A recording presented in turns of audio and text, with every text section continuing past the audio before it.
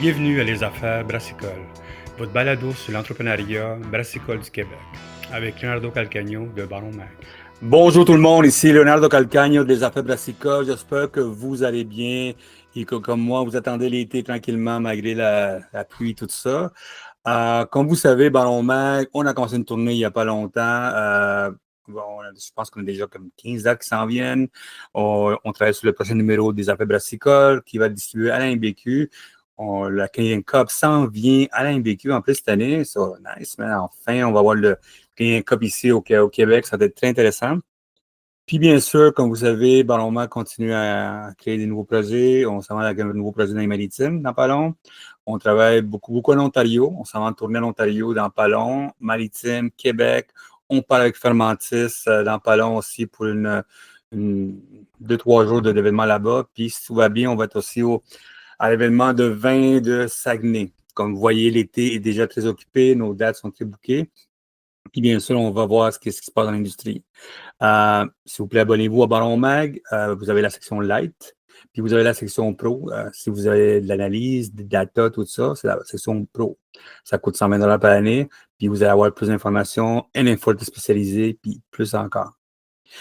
Ce balado est commandité par Can Management. Si vous voulez avoir du cannage mobile ou des canettes, pour cette année, c'est Can Management. Et bien sûr, également pour Keg Management. Si vous avez besoin de Keg, parce que l'été commence en ballon, les festivals, tout ça, à contacter Keg Management pour la location de Keg.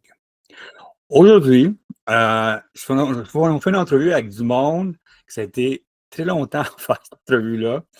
C'est la gang de Flux idéal. Ça fait longtemps que je veux parler avec eux autres parce que, comme vous savez, cette compagnie-là, c'est une des plus grosses compagnies au Québec pour l'installation d'entretien du système de bière, vin et boissons des casseuses en fût à travers le Québec. Number one, ils ont un beau logo. Moi, déjà, quand vous avez un beau branding, vous m'avez gagné à moitié déjà. Puis Flux idéal, c'est vraiment une compagnie, tu sais, qui est un leader dans l'industrie pour les compagnies, pour les brasseries, que ce soit les bars, les restaurants, les séries, tout le kombucha, tout ça. Puis l'affaire aussi, comme vous savez, nous autres, il n'y a pas longtemps, on écrit en plus en plus d'articles. On est allé faire une conférence à Nouveau-Brunswick où on parlait de l'importance du taproom. Parce que le taproom, c'est là où on fait vraiment de l'argent. Souvent, ça va être de la place où on fait plus d'argent pour les bars, les brasseries, tout ça. Puis on veut parler avec du monde qui voulait nous faire un peu comprendre un petit peu qu'est-ce qui se passe à l'intérieur de ça. Puis FUDA, c'est comme, vraiment, comme je disais au début, c'est le leader de ça au Québec. On voulait vraiment comprendre eux autres, c'est qu'est-ce qui se passe dans l'industrie, quelle sorte de services qu'ils ont eux autres, puis en même temps, c'est comprendre un petit peu comment aider les brasseries, puis les compagnies, même les séries, puis les bars, restaurants, comment développer leurs compétences, tout ça, mais aussi comprendre un petit peu qu'est-ce qui est FUDA à vue depuis que ça existe, cette compagnie-là. Si vous avez des questions, comme toujours, envoyez-moi un courrier à leonardo@baronmag.com. Puis comme je dis, c'est une entrevue, ça fait longtemps que je voulais faire, puis enfin, on est bien content de ça. So, Jean-Sébastien Prévost, comment ça va? Ça va bien de même? Comme je disais au début, je vous ai pogné enfin. Enfin! Ça fait longtemps que je voulais voir, les gars.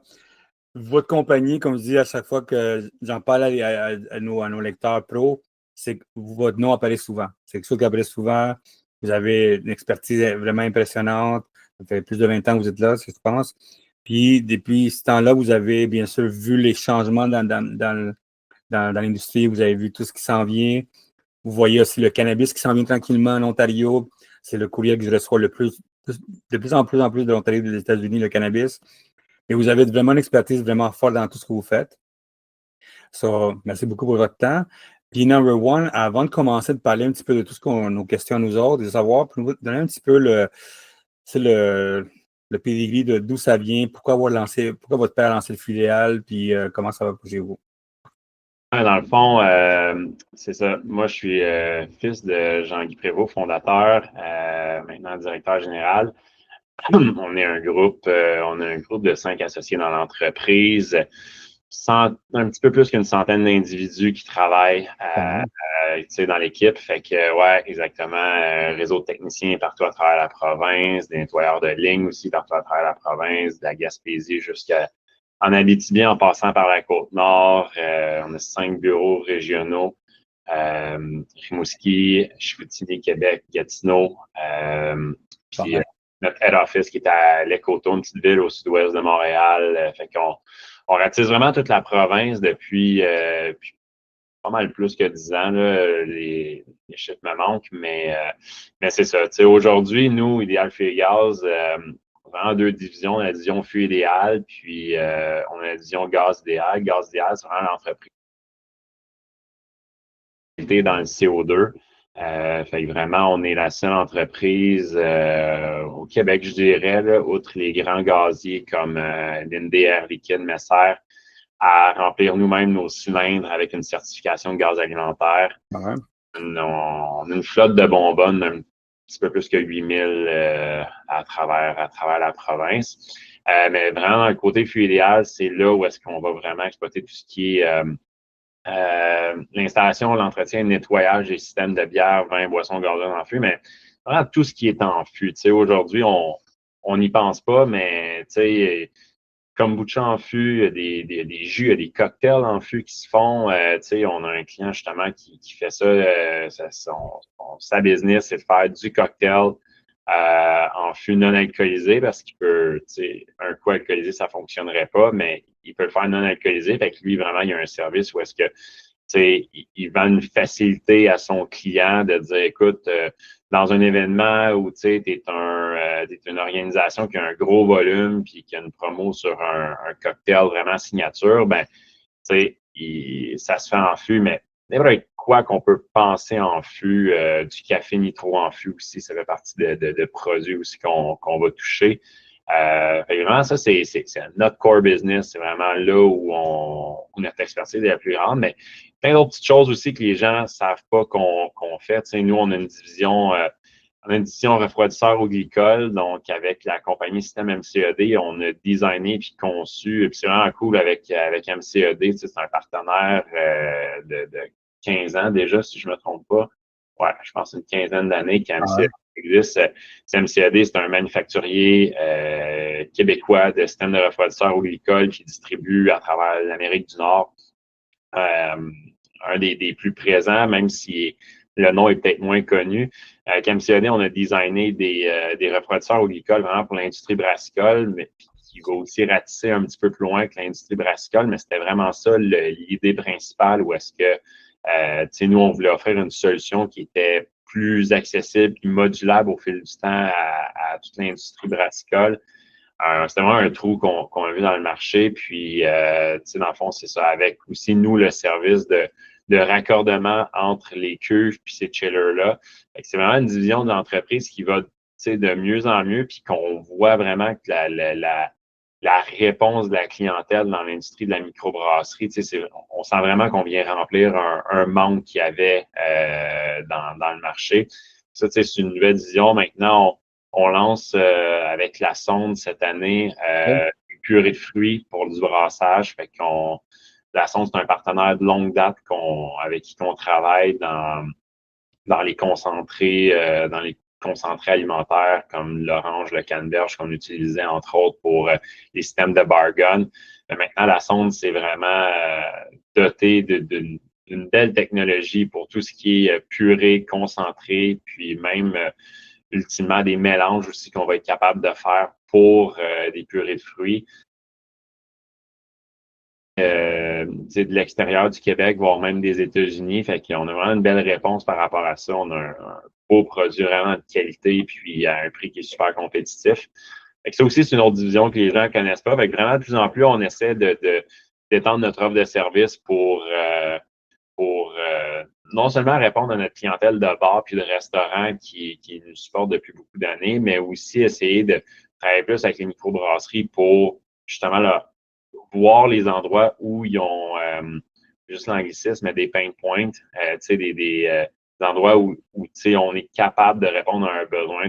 Demain matin, d'offrir juste une composante de plus qui ont déjà un bon prix. On ne verrait pas vraiment il y a des gens qui font vraiment bien leur travail, un peu comme Keg Management, qui est un de vos partenaires. Keg Management, c'est un pro dans la distribution de keg. Moi, je ne deviendrai pas un pro dans la distribution de keg. J'ai un réseau, mais nous, on veut vraiment essayer de voir des endroits où les gens sont moins bien peut-être desservis, puis où on est capable de donner une valeur ajoutée. Fait que, petite intro aujourd'hui, c'est ça. on a une couverture provinciale sur tous nos services, puis c'est ça. Ça ne vous tente pas d'aller à travers le Canada dans pas long? C'est quand même, vous avez une expertise intéressante de ça, tu sais.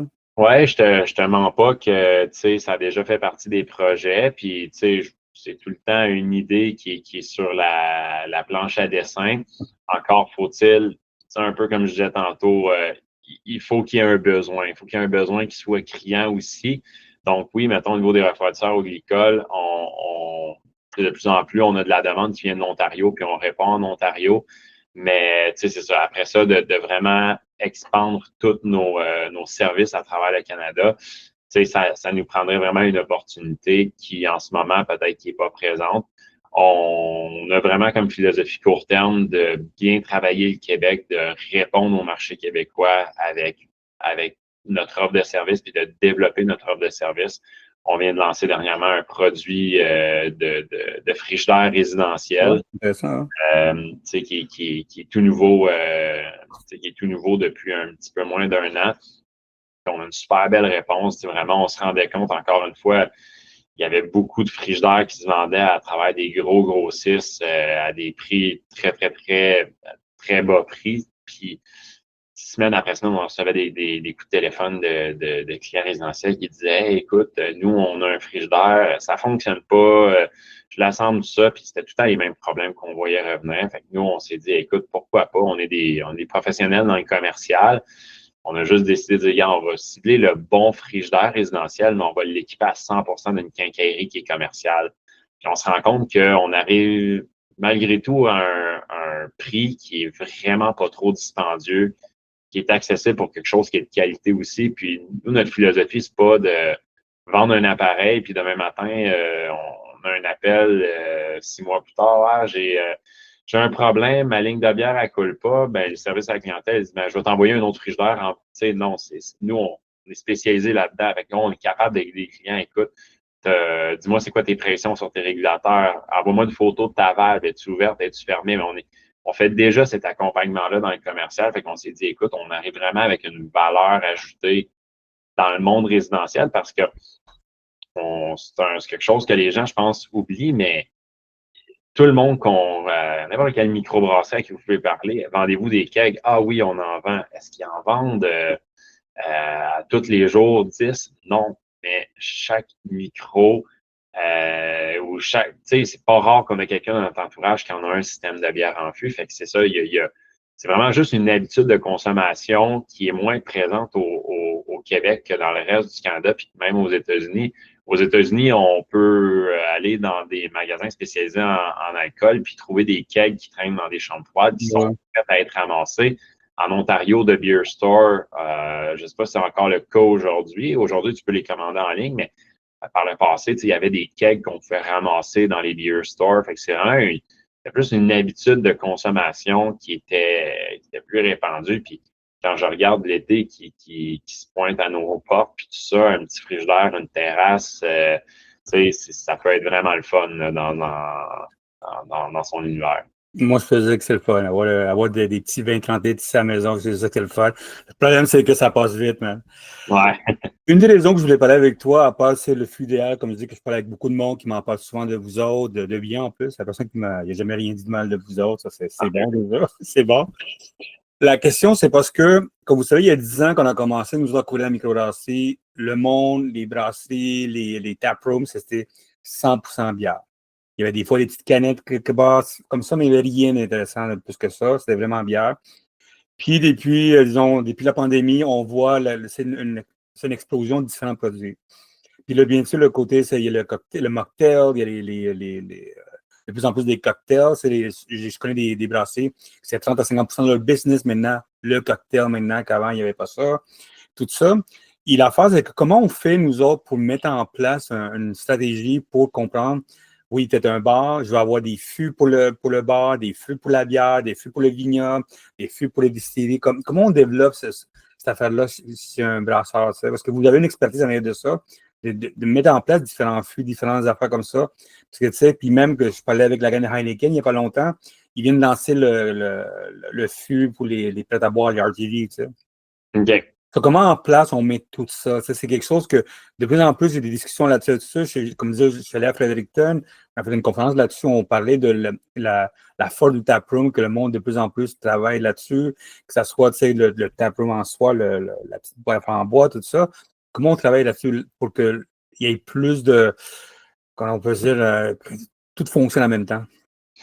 Dans le fond, ce qu'il faut comprendre, c'est que la technologie, tu sais, pour couler, que ce soit un cidre, une bière, un seltzer, du vin, c'est sensiblement toute la même chose. Tu sais, à partir du moment où c'est dans un baril, de l'amener du point A au point B, c'est à peu près toute la même chose. Après ça, il y a des petites particularités au niveau des concentrations de gaz d'un produit à un autre. Fait que, mettons, si on a un produit qui est non carbonisé, ben, lui, on va vouloir le pousser avec un gaz qui est non carbonisé. Mais ultimement, c'est la même chose. Fait que, tu sais, il y a vraiment comme une. Tu sais, demain matin, quelqu'un qui dit, hey, moi, je m'ouvre mon bar, je ne sais pas trop où est-ce que je m'en vais, j'aimerais peut-être avoir du cidre, j'aimerais faire de la bière, j'aimerais peut-être avoir, tu sais, des mocktails. Ben, tu sais, dans le fond, il faut juste prévoir un nombre de lignes. Il faut se dire, hey, écoute, moi, dans mon idéal futur, j'aimerais ça avoir 10 lignes, mettons. Puis dans ces 10 lignes-là, j'aimerais peut-être 6 bières, 2 vins, 2 mocktails, puis mettons un cidre. À partir du moment où on a réfléchi ça à la base, ben, on n'est même pas obligé demain matin d'installer les 6 lignes. Puis moi, c'est souvent là que j'essaie d'amener les clients à dire, écoute, tu sais, c'est vraiment comme intéressant l'idée d'avoir de la variété. Il faut bien contrôler sa variété. Okay. Souvent, les enjeux aussi qu'on va remarquer dans certaines installations, c'est des gens qui vont dire, écoute, moi, écoute, je vais avoir 18 lignes, 20 lignes de fût, ma chambre froide est à l'autre bout. Puis là, on commence à parler de qualité, de fraîcheur de produits, de format de baril. Des fois, ils sont comme, ah, écoute, moi, je veux, il y a un principe qui s'appelle du transvidage. Donc, on a plusieurs barils qui sont branchés sur une même ligne. C'est pas top au niveau de la fraîcheur. Moi, je veux tout le temps dire aux gens une chose, le plus court de ligne, le plus petit format de baril. C'est le même principe que la pinte de lait. Si demain matin, on pouvait acheter un 5 gallons de lait, est-ce qu'on le ferait vraiment? Parce qu'à la fin de notre 5 gallons de lait, même si le prix est intéressant, peut-être qu'il va commencer à être un petit peu moins frais. Fait que, tu sais, l'idée d'avoir un contenant un peu plus petit, on maximise la fraîcheur. Ceci étant dit, c'est un peu le même principe quand on vient d'ouvrir notre bar, où est-ce que, écoute, on peut planifier d'emblée le conduit pour avoir 10 produits, mais on n'est pas nécessairement obligé de les installer, ces 10 lignes-là, dès le départ. Tu sais, on peut commencer à dire, écoute, moi, je vais peut-être avoir 4 bières, un vin, un cidre. Puis là, après ça, demain matin, d'ajouter une tour, c'est pas si dispendieux que ça au terme. Ou des fois, on peut dire, hey, la tour, on l'achète, on a nos 10 produits, mais on va en couler 6. Puis dans la chambre froide, ben, on va être capable de rajouter les équipements un peu plus tard. Fait que, il faut juste le penser sur, oui, c'est ça. Si demain matin, on veut avoir cette variété-là, c'est super accessible. Il faut juste planifier le nombre de lignes totales. C'est ça, après, qui sont les plus gros des travaux, mais après, rajouter n'importe quel produit en plus, c'est super facile. Est-ce que vous aidez à la stratégie là, de l'installation? Disons, quand je parle de stratégie, c'est-à-dire que, comme tu disais au début, tu ouvres un nouveau bar, tu ouvres un nouveau taproom, tu mets des affaires comme ça, tu as 35 lignes, disons, par exemple. Est-ce que vous parlez avec eux autres à long terme, la stratégie? Nous, dans le fond, on est majoritairement des installateurs. Puis, tu sais, ça, la ligne est quand même mince. Ou est-ce que, tu sais, nous, on va conseiller en fonction des questions qu'on se fait poser, puis on va suggérer. Tu sais, vraiment, nous, notre approche d'entreprise, c'est de rester le plus neutre possible parce que j'ai beau, moi, avoir une opinion sur le projet, mettons, de mon client, mais je peux me tromper, j'ai pas la science infuse. Tu sais, à la fin de la journée, lui connaît peut-être mieux son marché, sa clientèle, tout ça dans sa région. Fait que moi, dans le fond, l'approche qu'on a dans l'entreprise, c'est vraiment de rester technique. Tu sais, je parlais de fraîcheur, comment avoir un maximum de fraîcheur, lui faire des recommandations. Si, mettons, je vois peut-être que le projet prend des dimensions peut-être un petit peu trop grandes, je vais lui faire des suggestions pour dire un petit peu comme j'ai expliqué un peu plus tôt. On a tu sais, il aimerait avoir un 15 lignes, mais je peux lui dire, regarde, tu pourrais peut-être commencer avec un 10, puis on peut planifier un conduit, puis évoluer, puis après ça, prend ma direction, il apprend pas, moi, je vais suivre où est-ce qu'il veut aller ultimement. Fait que nous, on est plus dans l'accompagnement que du conseil, je te dirais, là-dessus. Ça fait partie de notre service. Tu sais, les gens qui font les estimations sont formés pour ça. Puis, on veut pas, si on sent que quelque chose ne fonctionne pas, on va le dire, c'est sûr et certain. Ouais, parce que vous avez quand même presque une vingtaine d'années de compréhension du système d'avant ça. Ouais. Soit les changements, tout ça. Moi, personnellement, j'aimerais beaucoup avoir quelqu'un comme chez vous qui soit un peu à sort et qui me disait, hey, by the way, il faut pas par là que par là. Je pense que ça, avec tout le cash flow, problématique de cash flow qui existe maintenant, tu peux avoir quelqu'un qui me dise c'est la vérité plutôt que rien, tu sais. Dans votre division, vous avez deux divisions. Vous avez le flux idéal, bien sûr, que vous allez dans toutes les, comme je disais, résidentiels, dans les bars, restaurants, tout ça. Puis vous avez aussi Gaz idéal. Deux compagnies différentes dans une compagnie. Pour nous parler un petit peu de Gaz idéal avant qu'on retourne à flux idéal. Dans le fond, le Gaz idéal est venu de la pandémie, comme beaucoup de choses viennent de la pandémie. Tu sais, quand on arrive en pandémie puis qu'on on a une réduction de nos ventes très majeure, là, il faut commencer à se mettre à réfléchir. Puis, dans le fond, nous, on a lancé Gaz idéal à l'époque dans l'optique de distribuer du gaz autrement que pour l'industrie des bars et des restaurants. Mm-hmm. C'est venu aussi avec un rebranding, un peu tout ça, où est-ce que on se disait demain matin, si on veut livrer, disons, parce qu'on peut le faire sans problème, mais livrer une bonbonne d'oxygène dans un CHSLD, tu arrives avec le camion puis la bouteille de bière sur le côté. Écoute, c'est ça, ça l'inspire aux choses. Tu sais, on a voulu vraiment arriver avec deux entités, un petit peu avec un marketing un peu plus distinct, où est-ce que Flux idéal, c'était vraiment la business qui tourne autour de tout ce qui est dans le fond, bar, restaurant, micro, industrie brassicole. Vraiment, là, tout ce qui touche au breuvage côté hospitality, que je peux dire. Puis de l'autre côté, au niveau du gaz, c'était vraiment dans l'optique de se développer en tant que distributeur de gaz. Comme il y a plusieurs distributeurs de gaz industriels, nous, on voulait prendre cette tangente-là puis offrir une gamme de services un petit peu plus grand. On a réajusté aussi la stratégie en cours de route parce qu'on s'est rendu compte aussi que les distributeurs de gaz industriels offraient des produits, puis leur clientèle requérait des produits où est-ce qu'on ne croyait pas à court terme être compétitif ou avoir l'expertise nécessaire pour ça.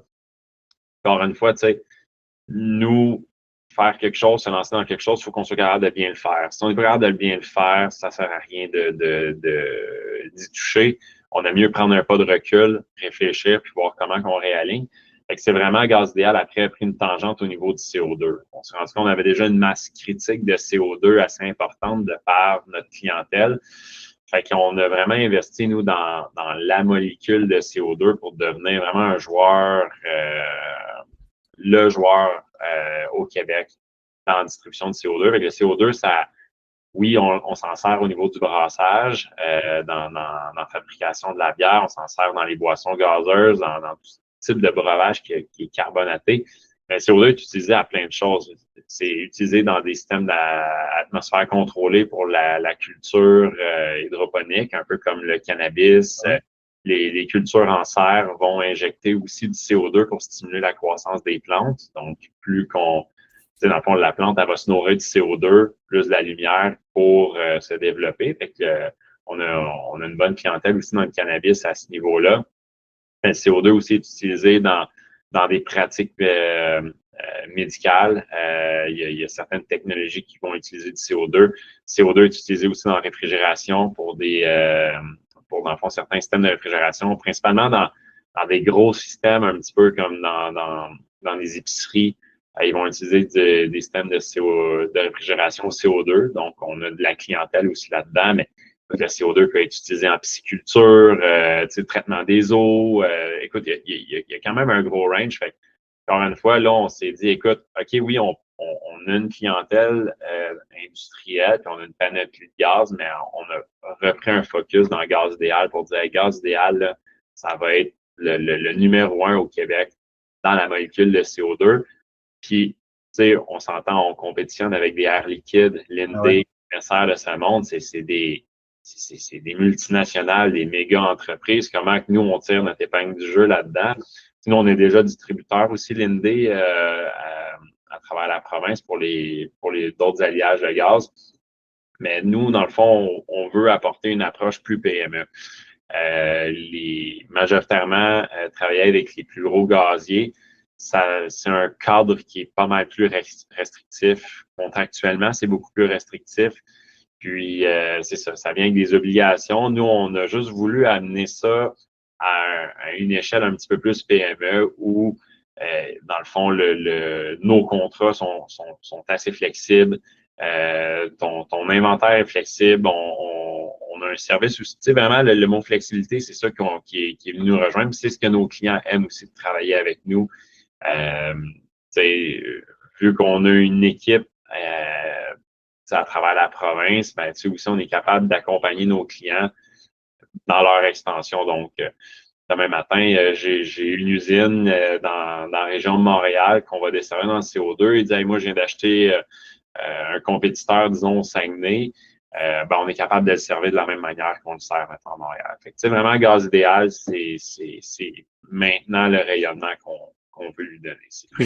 J'aime beaucoup le côté marketing que vous avez fait. On sait dans quoi on s'embarque, vous êtes dans la même compagnie, que ça, la coupe bleue puis l'autre jaune. Je trouve ça l'idée vraiment belle, ce que vous avez fait. Je vous ai connu dans le temps que vous aviez votre logo, vos vieux logos. C'était vraiment un old school logo, puis ça, c'est sorti là-bas. C'était comme vraiment une belle job de savoir dans quoi on s'en va, dans quel on s'en va. Vous, avec tous les changements dans l'industrie, c'est quoi les défis que vous voyez de plus en plus dans les bars, puis les taprooms, tout ça? Qu'est-ce que vous voyez de ça? Parce que vous êtes dans les installations souvent. Je sais que vous pouvez faire des petits budgets à des gros budgets. Je sais, j'en ai parlé avec tout le monde. Avant qu'on fasse l'entrevue, j'ai parlé avec beaucoup de nos lecteurs. Je voulais savoir quelle sont l'expérience qu'il y avait tout ça. C'est quoi les plus gros défis que tu vois pas l'installation du système, mais dans l'industrie en soi, dans l'industrie de la boisson?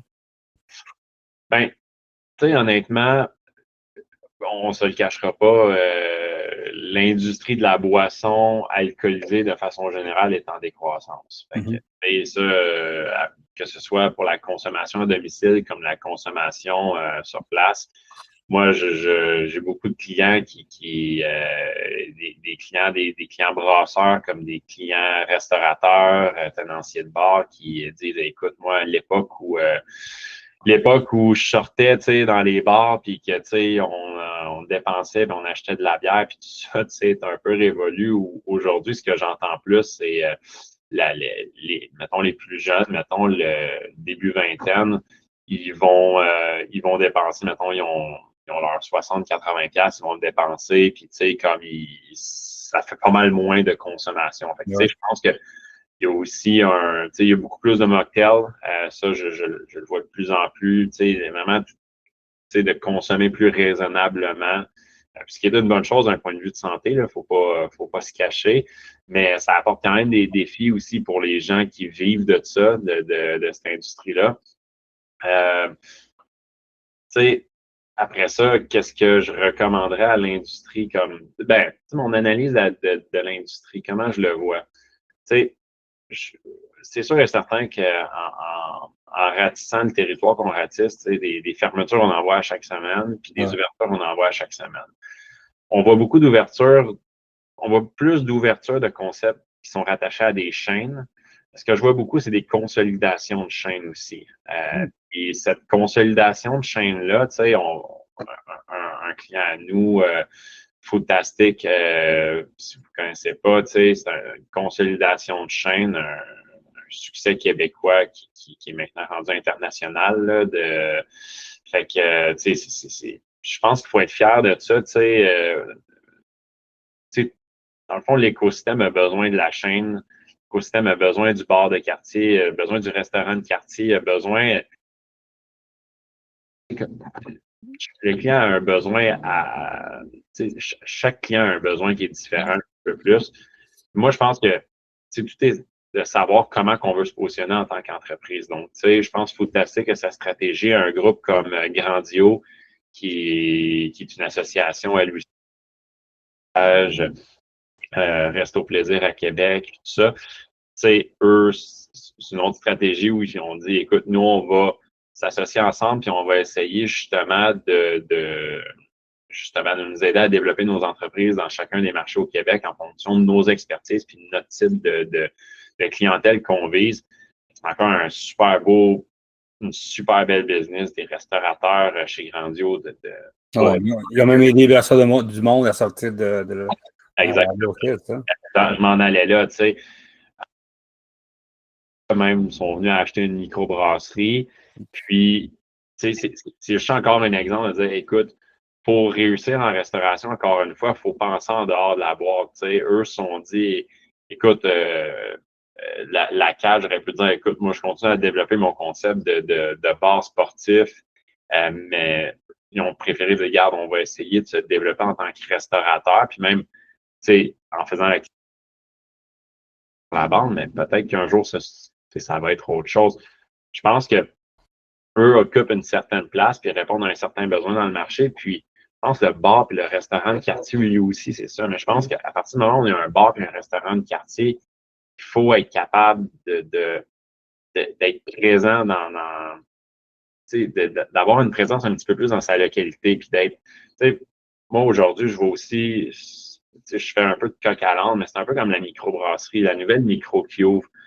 Moi, tant qu'à moi, la nouvelle microbrasserie, elle doit être capable de bien cerner sa localité puis d'offrir un produit local. Puis par produit local, je veux dire, écoute, tu habites une région, tu sais, je vais citer deux microbrasseries. C'est rare, je vais citer des clients, mais je trouve vraiment que c'est deux exemples d'adaptation qui sont dans ma localité. La microbrasserie Barabas, qui est à Sainte-Barbe, la microbrasserie du Vieux-Canal qui est à Valleyfield. Deux microbrasseries d'une certaine taille, assez proches, merci. Tu te dis comment un rivalise avec l'autre, font même des collabos de temps à autre. Ça, c'est, je pense, un trend aussi qui est intéressant et qu'on voit de plus en plus. Mais chez Barabas, ils ont su exploiter le terrain en arrière de chez eux d'une façon remarquable. Un énorme terrain, c'est super familial. Tu vas là-bas, tu amènes les enfants, tout ça, il y a un food truck, mais tu sais, c'est vraiment comme tu vois des kids qui courent partout, puis eux vraiment, c'est vraiment de répondre à un besoin dans la région où tu dis, écoute, nous, on veut être une microbrasserie, mais une microbrasserie aussi qui est familiale, qui est estivale, qui est faite pour, tu sais, c'est dehors, eux, que ça se passe. Fait qu'ils ont vraiment été capables, non seulement aussi d'offrir une bonne bière, mais d'offrir un environnement de consommation, tu sais, parce que t'es local, tu vas offrir un environnement de consommation qui est différent. Fait que eux, c'est comme ça qu'ils se différencient. De l'autre côté, la microbrasserie du Vieux-Canal, nouvelle bâtisse, tu sais, très grand à l'intérieur. Mais eux, c'est un peu comme une salle de spectacle qui sont en train de se convertir. Oui, facilement, oui. Ils ont des shows, 1 à 2 shows par semaine à l'intérieur, des shows d'humour, une variété de shows musicaux. Ils font des événements, des tattoo and beer. Eux, c'est vraiment là-dedans. Avec eux, ils répondent à un autre besoin de leur localité. Moi, je pense demain matin, ces deux entreprises-là, si leur objectif serait de vendre leur bière à travers la province, développer ce réseau, d'y aller dans cette optique-là, je pense qu'en 2025, ça devient plus difficile à cause de la concurrence, de la panoplie d'offres qu'il y a sur les tablettes. Fait que, mettons, ça, c'est mon analyse de la microbrasserie, mais je pense aussi que le restaurant de quartier doit penser un peu comme ça. Hey, comment que moi, en tant que restaurant de quartier, je vais rejoindre ma clientèle, je lui offre quelque chose de différent. C'est pas compliqué, je pense qu'en affaires, il faut que tu sois présent. Faut que les propriétaires de restaurants comme les propriétaires de bars à plus petite échelle, s'ils sont présents, s'ils parlent à leur clientèle, s'ils analysent le besoin de leur clientèle, je pense que c'est comme ça que tu réussis. Mais vous autres, c'est pas quelque chose que vous voulez offrir à long terme, un service comme ça? Vous avez quand même la beauté de vous autres, que vous êtes dans le terrain tout le temps. Vous avez quand même 100 personnes qui se promènent à travers le Québec. Puis c'est quelque chose que je trouvais intéressant que vous soyez chaque jour. Vous parlez avec le monde, c'est comme moi, je parle avec du monde chaque jour. Puis c'est la raison que quand on fait de la consultation, on écrit, des affaires comme ça, on pense à ça. Mais vous avez quand même 100 personnes qui se promènent à travers le Québec. Pour ça, je trouvais que c'est intéressant de mettre en place des analyses comme ça, de mettre en place, qu'on se parle en gang, pas ce qui se passe. Hein. Je pense que, encore là, on le voit pas, mais il y a des entreprises qui offrent ces services-là. Resto Solutions, qui est de un monsieur qui s'appelle Gilles Trépanier, offre ce type de service-là, d'accompagnement de restaurateurs, autant dans l'évaluation de leur menu, dans la stratégie, tout ça, ils performent super, super bien. Je pense qu'il y a même déjà certaines personnes qui offrent ça. Nous, en ce moment, on est vraiment dans une optique d'accompagnement. On reste des techniciens en installation de systèmes de bière en fût. Je pense qu'on doit conserver cette identité-là technique. On peut donner une opinion, mais demain matin, en ce moment, on a tout le temps été une entreprise, tu sais, comme tu dis, ça fait une couple d'années que tu peux nous parler de ça. On a tout le temps été très low profile dans notre façon de travailler. Aujourd'hui, on essaie justement de peut-être un petit peu plus présenter notre entreprise qu'on l'a fait par les années précédentes. Encore une fois, il faut que si demain matin, on se lance dans quelque chose, qu'on soit performant. Je me demande à quel point dans le conseil puis dans vendre un service conseil, ça serait un bon fit avec notre identité d'entreprise. Je pense qu'on est avant tout une entreprise de service d'installation de système de bière, puis de commencer à donner nos opinions sur un projet ou un autre, ça fitterait peut-être un peu moins dans notre stratégie globale. Je ne sais pas si ça répond un peu à... Oui, ça répond. Et on sait jamais. Comme n'importe quoi, on est un bon réseau d'individus qui a une grosse expertise, on est capable de donner une opinion. Puis je pense pas qu'on a besoin de la monnayer présentement, cette opinion-là. Je trouve un peu comme les gens chez Resto Solutions, eux, ils ont vraiment une analyse encore plus approfondie. Ils sont vraiment les deux mains dedans à accompagner des restaurateurs. Je pense que c'est des gens qui sont peut-être mieux outillés que nous autres, là. Excellent. Une des affaires que vous faites, que tu sais, souvent, quand le monde a des installations de boissons fortes, tout ça, c'est vraiment le calculer l'inventaire. C'est de savoir qu'est-ce qui se passe, est-ce qu'on fait assez d'argent, c'est l'investissement qu'on va faire comme ça. Vous avez une installation de système de contrôle, les boissons fortes. Et comme je disais au début, il y a beaucoup de brasseries que je connais que c'est à 34-50% de les ventes maintenant, c'est du cocktail. C'est comme ça. Il faut que j'avoue, moi, je suis un gars de cocktail de plus en plus. Même quand je vois des conférences de bière, je bois des cocktails. C'est comme ça. Puis on voit des brasseries souvent là-dedans. Comment ça fonctionne, l'installation de système de contrôle là-dessus? Puis quelle sorte de conseils vous pouvez donner à du monde là-dessus pour mettre en place un système d'inventaire comme ça? Ouais. Dans le fond, il y a une panoplie de niveaux de service à cet effet-là. Nous, on offre des systèmes de contrôle que je dirais un petit peu plus... dans le fond, c'est dans le contrôle, on a du contrôle manuel, que je vais dire, puis on a du contrôle qui est automatisé. Puis on a du contrôle qui est automatisé jusqu'à la caisse. Donc, on vient puncher dans la caisse qu'on veut un 20-11, ben, il y a une valve qui ouvre en arrière dans la chambre froide, puis qui va venir, là, on peut juste couler cette bière-là pendant 20 ans. Ça, on va parler d'un super contrôle au niveau de la bière. C'est la même chose qui va s'offrir au niveau de la boisson forte. Fait que, on vient puncher qu'on veut tel drink, puis là, ben, il y a une bague qui est insérée sur la bouteille de boisson forte, puis la bague va se débloquer juste si on a punché ce drink-là. Puis là, on est dans un super contrôle. Est-ce que tout le monde a besoin d'un super contrôle? Après ça, c'est une vision, je pense, d'entreprise. Ou est-ce que il y a un coût à l'installation puis à l'opération de ces appareils-là? Encore une fois, je pense que c'est comme dans n'importe quoi. Je pense que c'est de se familiariser. Demain matin, de dire, hey, moi, je veux rentrer dans ce super contrôle-là du jour au lendemain. Faut que tu aies une certaine masse critique pour le faire. Je pense qu'avant tout, c'est peut-être d'essayer avec il y a des systèmes de contrôle qui sont un petit peu plus user-friendly. C'est là-dedans, nous, qu'on offre on peut venir monitorer le nombre de litres de bière qu'on a, ou le nombre de formats de bière même qu'on a sorti par produit avec un rapport. Puis là, on vient comparer le rapport de caisse puis le rapport qui sort du système de contrôle. Là, après ça, si on a des disparités, c'est là qu'on parle avec le personnel sur place puis qu'on leur dit, écoute, j'ai des disparités, peux-tu me l'expliquer ou quoi que ce soit, puis on voit ça. Moi, je pense qu'en ce moment, c'est ce que je vois le plus dans le marché.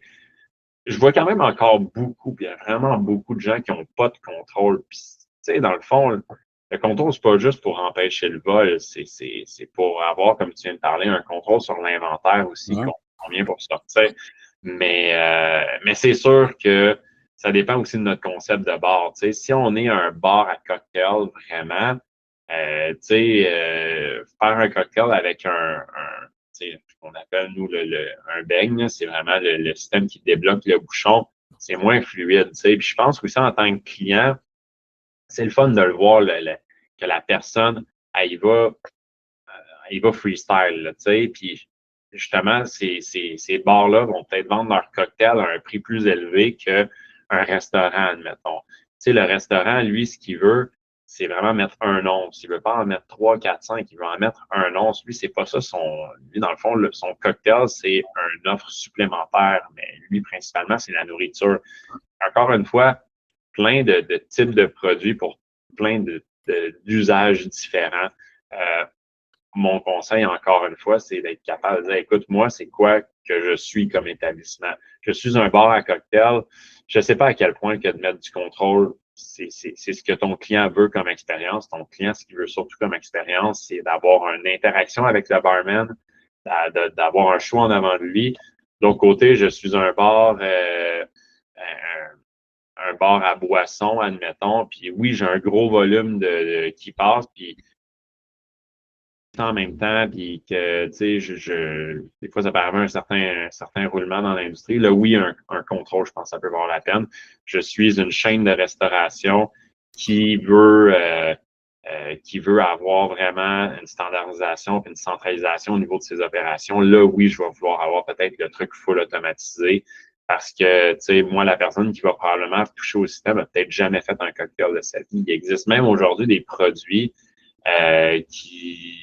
des produits de contrôle que nous, dans le fond, on ne distribue pas, mais qui sortent dans le marché, qui vont même donner une recette avec des images. Donc, bien punché, tu dis, hey, moi, je veux un Moscow Mule.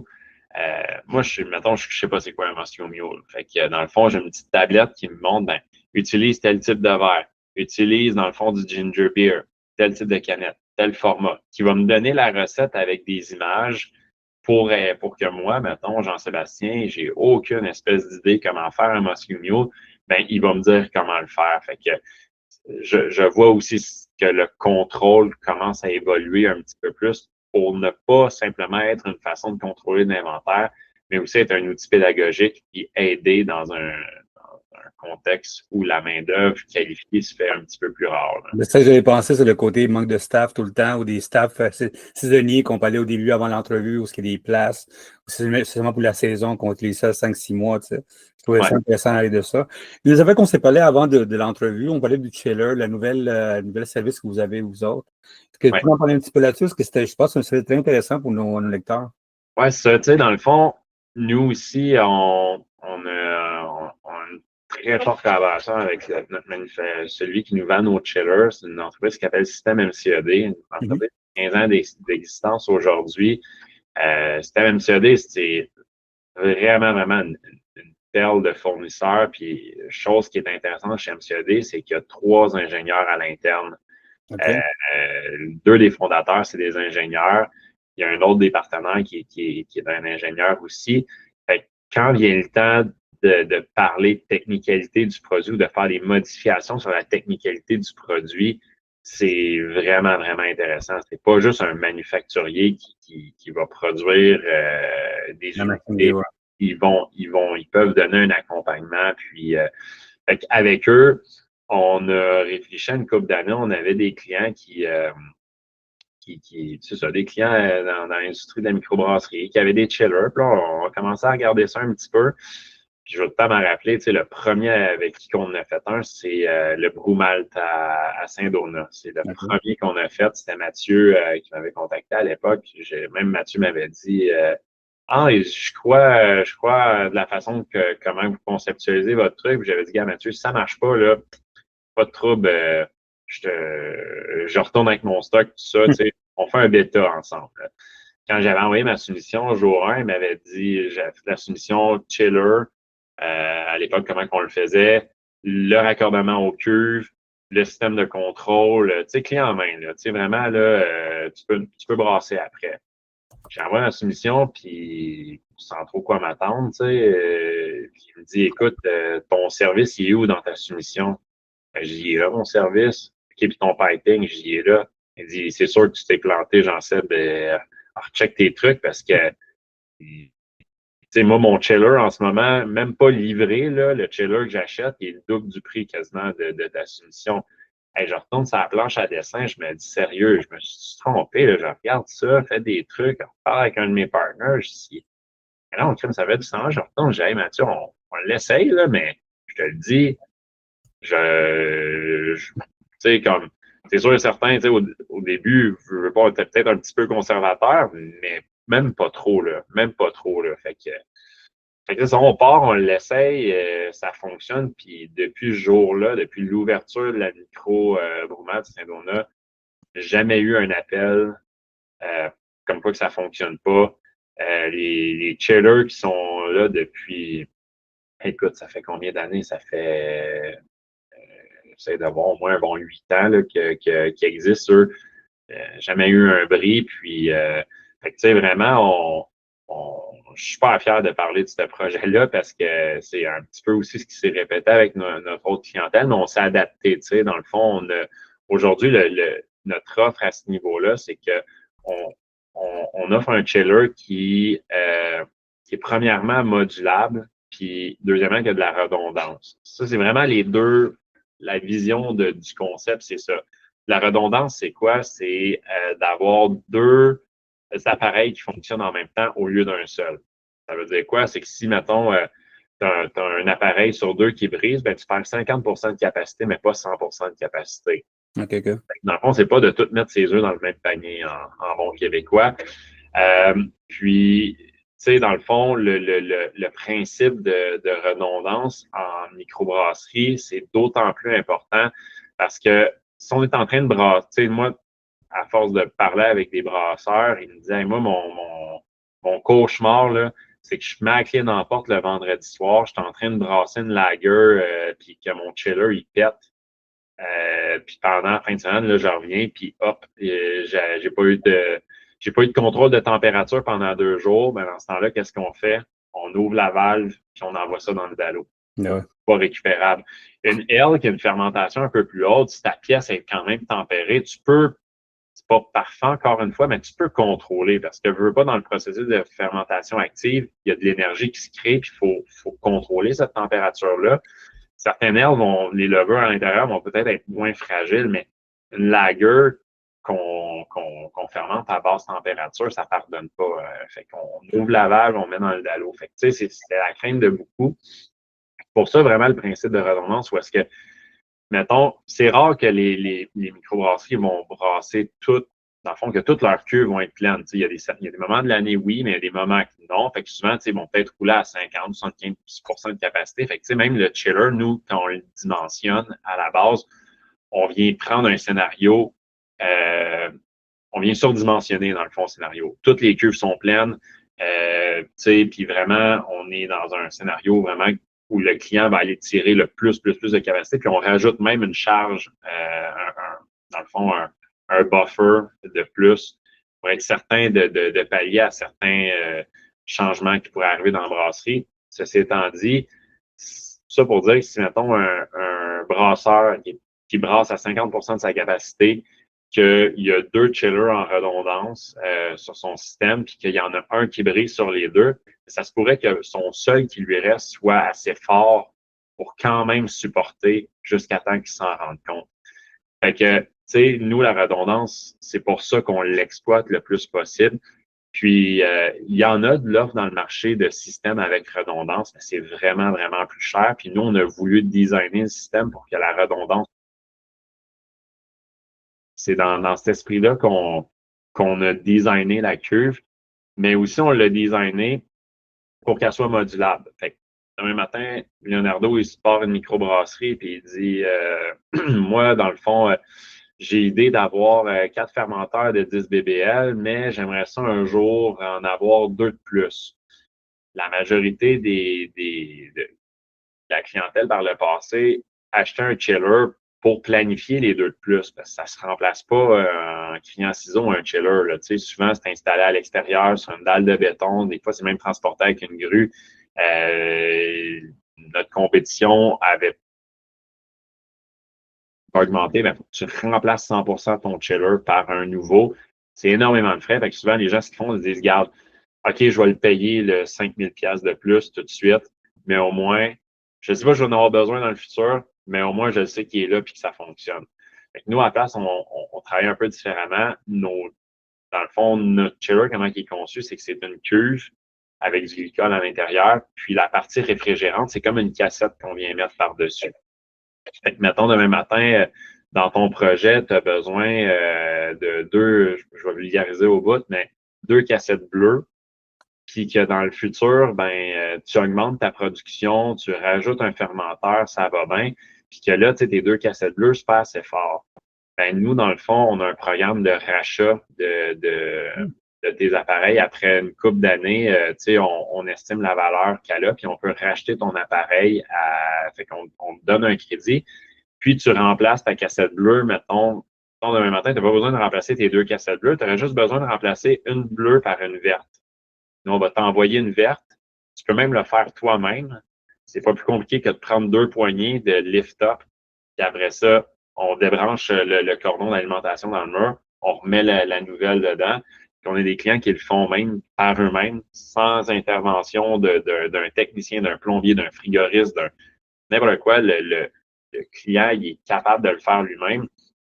Ou bien nous, on y va, puis on envoie quelqu'un, on le remplace. C'est assez facile à faire. Puis justement, c'est ça. La personne n'aura pas acheté son chiller trop gros en prévision de. Elle va avoir acheté ce qu'elle a de besoin dans ses besoins présents. Puis dans le futur, si son besoin évolue, là, il pourra évoluer. C'est vraiment les deux forces de notre produit en ce moment. C'est vraiment le côté évolutif puis le côté aussi de redondance. Fait que nous, au lieu de fonctionner avec une seule pompe qui va driver une boucle de glycol, nous, on est un peu différent. On a une pompe par fermenteur ou par cuve de conditionnement avec une loupe de glycol pour chacune des cuves. Donc, s'il y a une pompe qui brise pour une raison X, Y, Z, alors il y a juste une cuve qui va être impactée. Je le disais un peu tantôt, la crainte du brasseur, c'est que son chiller il brise, mais si sa pompe elle brise et que son chiller fonctionne, mais là, il n'y a plus de liquide qui circule dans le système. Fait qu'on n'est pas plus avancé. Fait vraiment, nous, l'idée puis le concept, c'est de dire, écoute, on travaille avec du plus petit matériel, mais on met une pompe par fermenteur on vient mettre un contrôleur par cuve. Puis c'est ça, on a vraiment un bon succès d'un point de vue qualité puis durabilité dans le temps. Même au niveau du prix, c'est vraiment, vraiment pas rare en ce moment qu'on bat notre compétition. Dans le fond, chiller plus piping, raccordement, on est encore moins cher que juste notre compétiteur, son chiller. C'est pas parce qu'on a décidé de couper dans nos prix puis de vendre ça pour pour détruire le marché. On fait des marges qui sont décentes, qui fonctionnent avec l'industrie, mais vraiment, c'est parce qu'on a décidé, nous, de focaliser sur, dans le fond, une clientèle qui est vraiment plus petit brasseur, la petite à la moyenne. Nos chillers sont aussi utilisés dans d'autres industries. On parlait du cannabis aussi. On a des clients dans le cannabis qui l'utilisent. Dans tout ce qui est agroalimentaire aussi, on a des clients qui sont dans la production. Autant un client qui fait de la production de chocolat en fondu, il faut refroidir un gros malaxeur pour brasser le chocolat, pour le maintenir à une certaine température. Un autre, c'est dans les procédés alimentaires. Un autre, c'est pour une découpe. Notre chiller a plus qu'une utilité. Là.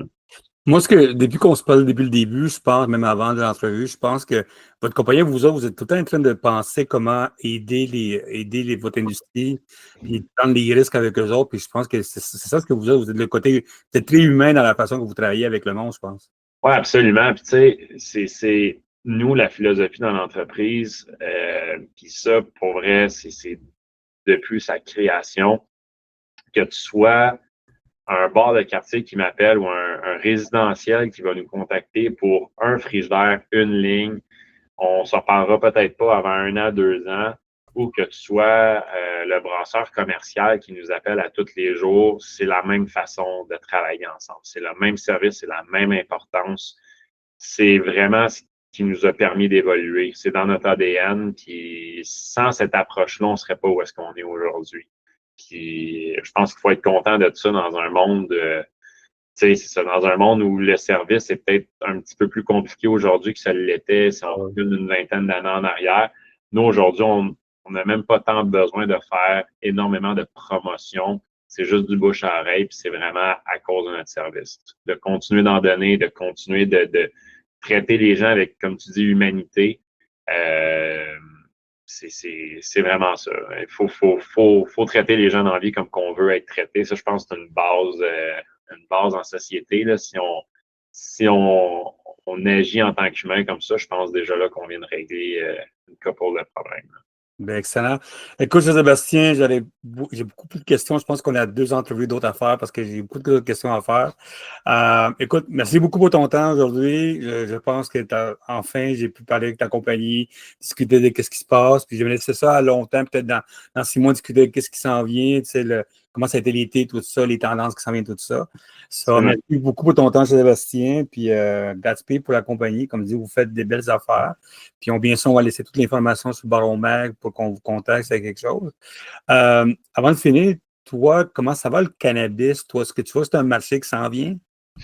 Ben, je pense que oui, encore une fois, je pense que le cannabis, un peu comme d'autres marchés, arrive à une certaine, pas encore une maturité au niveau de l'exploitation du produit, mais tu sais, je pense qu'au niveau des producteurs, là, j'ai vu une certaine stabilisation. Quand ça a commencé quand c'est devenu légal au Canada, au Québec, on a vu beaucoup de plus petites fermes se générer. Là, je sens qu'il y a une certaine stabilisation du marché. Je pense que ce qu'on n'a pas encore vu, c'est la possibilité dans le fond, comment que le produit peut évoluer aussi là-dedans. Ça, je pense vraiment que, à un moment donné, il y avait été question de breuvage, tu sais, avec du cannabis.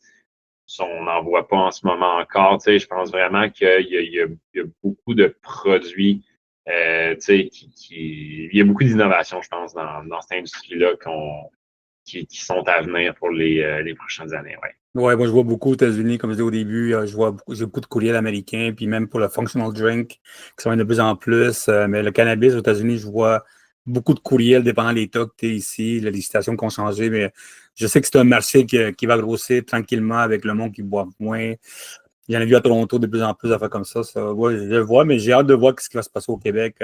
Comment nous autres, on va voir ce marché-là avant qu'on se fasse entre un marché qu'il ne faut pas. J'ai bien hâte de voir ça. Ouais.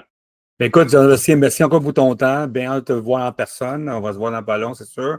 Comme je dis à tout le monde, si vous avez des questions, on va laisser toute l'information là-dessus.